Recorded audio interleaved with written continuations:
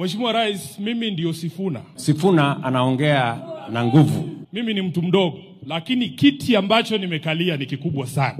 Wakati unaongea mambo yangu Sifuna, ujue mimi ndio mwanzilishi wa ODM. So naenda polepole kidogo.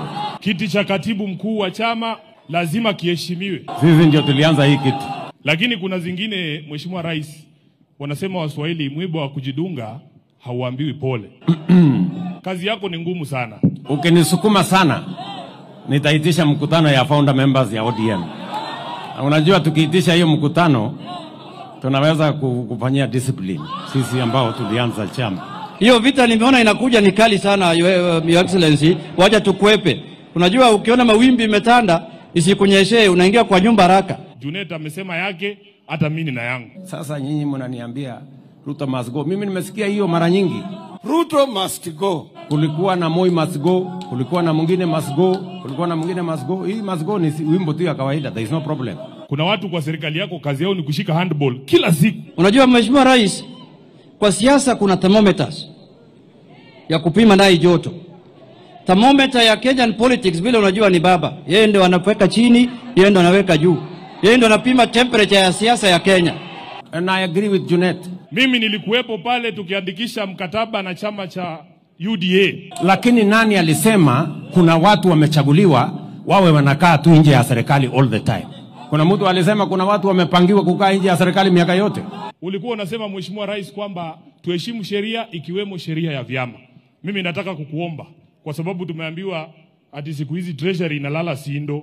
Sijui chairman ya budget ako hapa ni mtu ya ODM. Tuko na chairman ya budget kwa bunge, anaitwa Samatandi.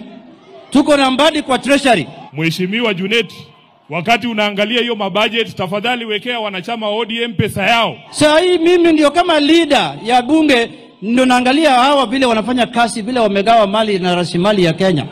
Zamani nilikuwa naona tu kwa view sasa. Na mimi jambo ya maana sana najivunia katika bunge kama minority leader, one of my biggest achievement was to impeach your deputy. And I agree with Junet. Huyo mtu alikuwa mtu hatari katika nchi yetu.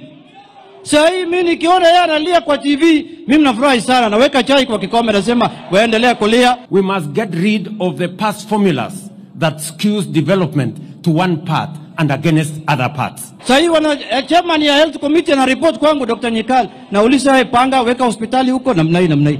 Na mtu yoyote atakuwa na tabia kama ya Rigathi Gachagua, impeachment inakuja. Uwe minister, uwe deputy ingine, uwe sijui nani, wembe ni ule tu. So twendeni mosmos. Sasa kama hii drama yote tumeona Nakuru, ati watoto wanakatazwa kufanya mchezo, sijui wanapigwa tear gas, sijui wanafukuzwa. Let us not mix politics with our young children. Tuache watoto wasome. Hiyo ni mwiba wa kujidunga, Mheshimiwa Rais. Ukiwa ukitaka siasa, fanya na adults, usiende kwa watoto. Shanzi sana. Pumbavu sana.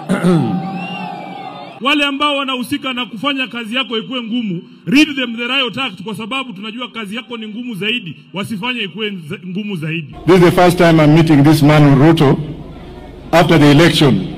Tuambiane ukweli. I would like you, Mr. President, go and call Butere girls and their principal to State House, have tea with them. Tell them thank you and then visit their school, harmonize relationship with the school kids. Otherwise, watoto wadogo saa hizi wanakuchukia because of the mistake that was done by your juniors. Correct them.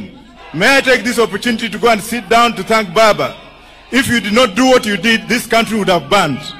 But we don't want to burn this country, Mr. President. I want you to go and tame Farouk and group. Waambia wakai chini. Because this country is bigger than them. You are my president. Then I'll come and have tea with you. Thank you very much.